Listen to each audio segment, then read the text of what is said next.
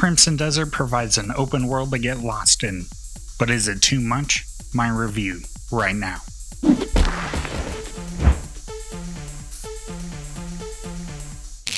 Welcome to Resta Reviews, my name is Daniel, and today I will be reviewing the open world action-adventure video game, Crimson Desert. It's led by Daeil Kim and is developed and published by Pearl Abyss. I'm reviewing the PlayStation 5 version. Crimson Desert provides one of the largest open world experiences in gaming to date. While it is highly ambitious, it also has many rough edges. Despite its flaws, Crimson Desert left me wanting to explore it for hours on end. I beat the main story and lots of the side content across 120 hours so far, yet there's still so much more to do if I want to continue. The game takes place in the high fantasy land of Pywell. The player controls Cliff, voiced by Alec Newman, who is a member of the faction called the Greymaids. After Cliff and his comrades are attacked by the Black Bears, the Greymaids that survive are scattered across Pywell.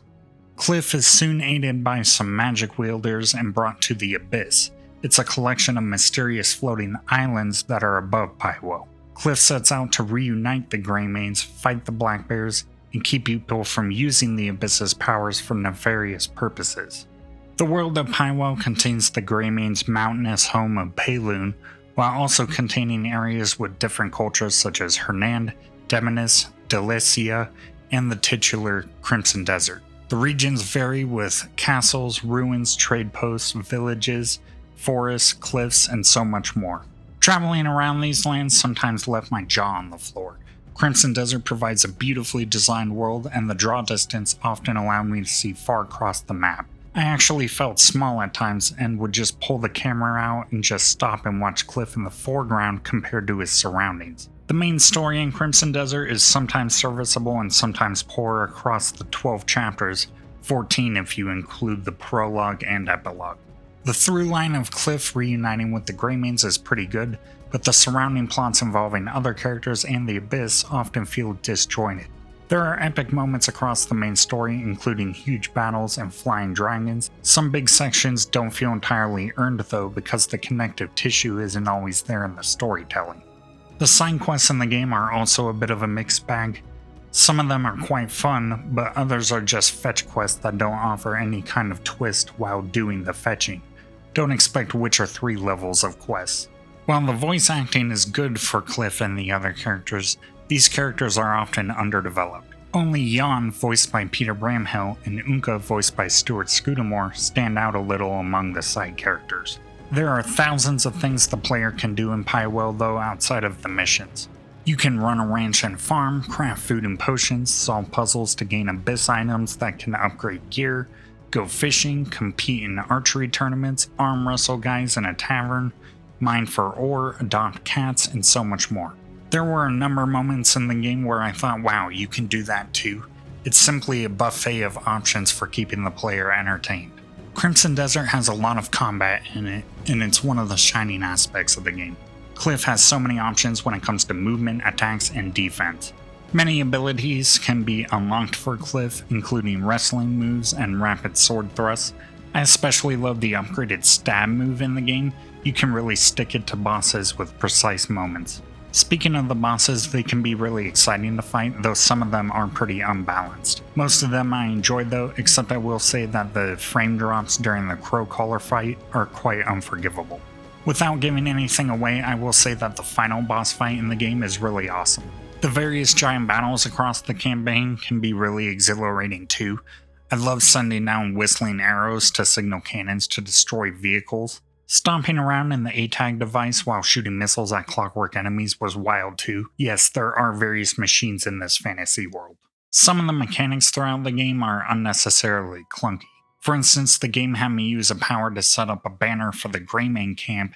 Instead of using something like a 2-button input to just pick up the flag and stick it in, I ultimately had to use a power and 5 buttons just to do this. I also had to look up some videos while playing Crimson Desert due to some sections just being really confusing. I don't need yellow paint or NPC callouts, but I also don't want to look around how to start a puzzle for 30 minutes when the puzzle itself just takes 3 minutes. I also needed to look up where to start some missions due to a bug at a certain point, because markers just weren't showing up on the map.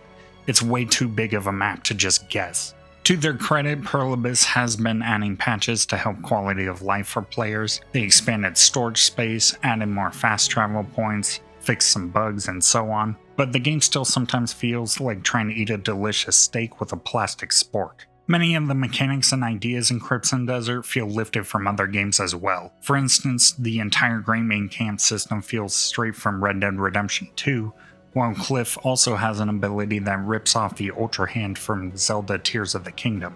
Other parts of the game also felt similar to Skyrim, The Witcher 3, Dark Souls, and Assassin's Creed Odyssey for me. Many video games use similar features, but Crimson Desert copies to the point of it feeling derivative. I must say though that the strengths of the exploration and combat and the variety of things to do in Crimson Desert outweighs the many weaknesses.